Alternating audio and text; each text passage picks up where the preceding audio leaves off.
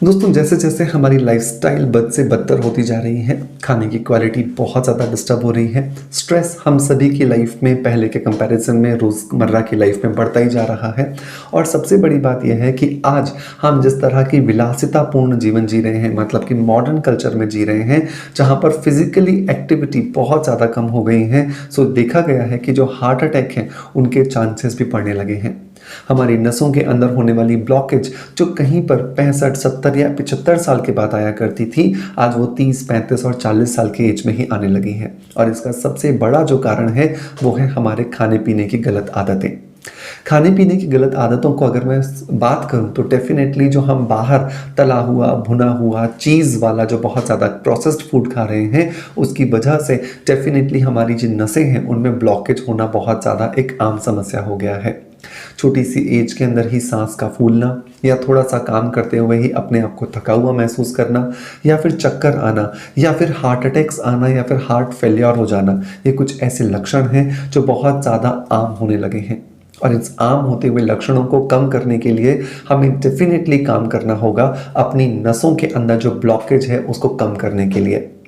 देखो, यहाँ पर जो मैं आपको नुस्खा बताने जा रहा हूँ ये आयुर्वेद के अंदर आजमाया हुआ नुस्खा है। तो डेफिनेटली आप इसे इस्तेमाल कर सकते हैं और आपको अच्छे रिजल्ट्स भी मिलेंगे।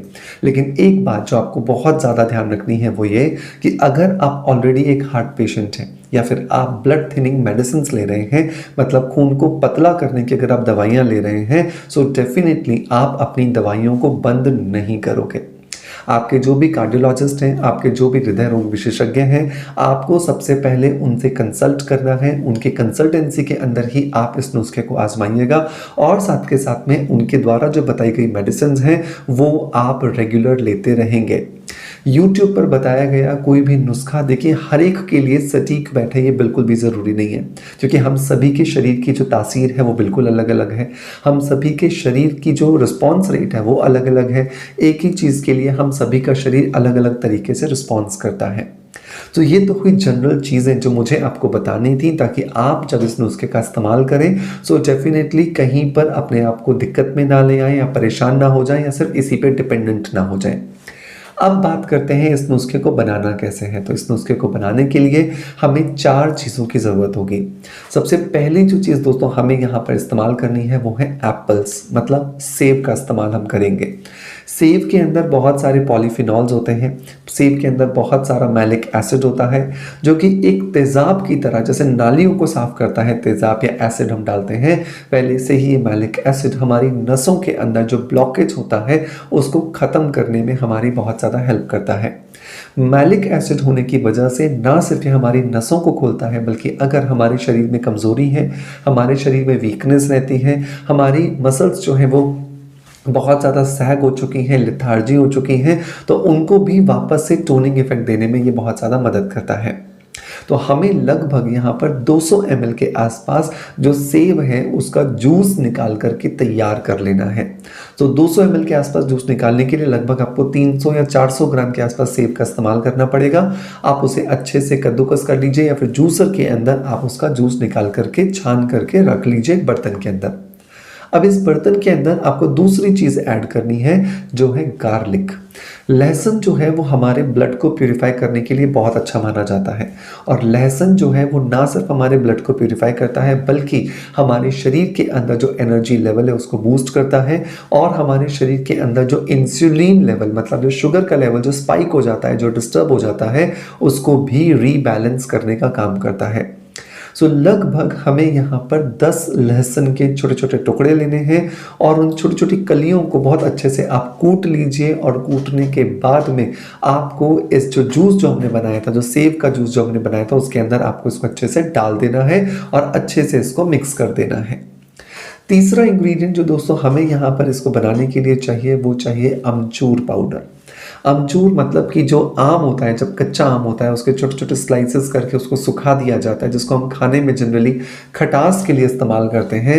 ये जो अमचूर का पाउडर होता है इसके अंदर बहुत सारे नेचुरल एंजाइम्स होते हैं जो कि हमारे ब्लड को प्यूरिफाई करते हैं और ब्लड के अंदर जमा जितना फैट है या नर्व्स के अंदर जमा जितना फैट है उसको भी डिसॉल्व करने में हमारी मदद करते हैं। सो इस 200 ग्राम आपने जो एप्पल का जो जूस लिया है उसके अंदर लगभग 10 ग्राम के आसपास हमें यहाँ पर अमचूर ऐड कर देना है। नंबर 4 जो इंग्रेडिएंट दोस्तों हमें यहाँ पर चाहिए वो चाहिए नींबू का रस। नींबू का रस लगभग हमें 50 ml के आसपास लेना है। नींबू के अंदर जो सिट्रिक एसिड होता है वो अपने आप में बहुत ज़्यादा क्लेंजिंग इफेक्ट देता है, जिसकी वजह से हमारी जो आर्टरीज होती हैं, हमारी जो वेन्स होती हैं वो प्योरीफाई होने लगती हैं और उनके अंदर जमा किसी भी तरह का जो ब्लॉकेज है, जो फैट है, जो LDL है, वो धीरे धीरे डिजॉल्व होने लगता है। सो हमने 4 चीज़ों को मिलाया है अभी तक। 200 ml हमने सेब का रस लिया है, 10 हमने लहसुन की कलियां ली थी जिनको हमने अच्छे से बारीक काट करके या कूट करके इस जूस में मिला दिया है, 10 ग्राम हमने अमचूर पाउडर लिया है और लगभग 50 ग्राम के आसपास या 50 ml के आसपास हमने हमारे जो नींबू है उनका रस लिया है। इन चारों चीज़ों को अच्छे से मिलाइए और ये आपका जो ड्रिंक है ये बनकर के तैयार है और अब आप इसे अगले लगभग 4 दिनों तक इस्तेमाल कर सकते हैं। मतलब 50 ml हमें लगभग इसको रोज लेना होता है। अब लेने का समय कौन सा है? तो लेने का समय होता है सुबह सुबह खाली पेट। आप इसी तरीके से 4-4 दिन का बनाओगे। 4-4 दिन से आपको ज़्यादा इसे नहीं बनाना है, याद रखना, क्योंकि नींबू और जो एप्पल है इन दोनों में ही फर्मेंटेशन प्रॉपर्टीज़ होती हैं और ये फर्मेंटेशन प्रॉपर्टीज़ होने की वजह से अगर आपने इसे ज़्यादा बनाया तो ये बहुत ज़्यादा तेज स्मेल देने लगेगा, आप इसको पी नहीं पाओगे। लगभग 50 से 60 ml आप इसे रोज पियोगे और आधा घंटा छोड़ करके, मतलब आपने पिया और उसके आधे घंटे बाद आप कुछ भी खा पी सकते हो। चाय कॉफ़ी लेनी है या नाश्ता करना है या कुछ और आपको आदत है तो वो आप आधे घंटे बाद करोगे। सबसे पहले आपको ये ड्रिंक लेना है। मैंने मेरी प्रैक्टिस में देखा है कि लगभग 2 से 3 महीने लगातार इसको लेने के बाद में अच्छा रिजल्ट मिला है, ब्लॉकेजेस काफ़ी कम हुए हैं। लेकिन वापस मैंने कहा कि हर एक व्यक्ति के शरीर का जो रिस्पॉन्स रेट होता है वो अलग अलग होता है, तो आपको ये देख लेना है कि आपका शरीर जो है वो कैसे रिस्पॉन्स कर रहा है इस ड्रिंक के लिए। कभी भी इस ड्रिंक को जो मेडिकल एडवाइस है उसको सब्सटीट्यूट नहीं करके देखना है कि नहीं हम तो ये ड्रिंक ले रहे हैं, अब हम डॉक्टर की दवाई नहीं लेंगे। ऐसा नहीं करना है, क्योंकि दिल एक ऐसा ऑर्गन है हमारे शरीर का कि जो अगर धड़कना बंद कर दे या जहाँ पे ब्लॉकेजेस ज़्यादा हो जाए तो डेफिनेटली हमें अपनी इस जान को गंवाना भी पड़ सकता है। तो ऐसे स्थिति में, ऐसे सिचुएशन में हमें कभी भी रिस्क नहीं लेना है। अब आपका सवाल आता है कि सर इस ड्रिंक को हम ले कब तक सकते हैं? आप इस ड्रिंक को साल, 2 साल, 6 महीने, 8 महीने, 10 महीने कभी भी ले सकते हैं। कोई भी इसको बंद करने की ज़रूरत नहीं है। आप सिर्फ 4 दिन का बनाइए, 4 दिन लीजिए, अगले दिन वापस बना लीजिए। तो इस तरीके से जब आप इसे बनाते रहोगे तो ये ले भी पाओगे और कोई भी दिक्कत आपको ये नहीं देगा।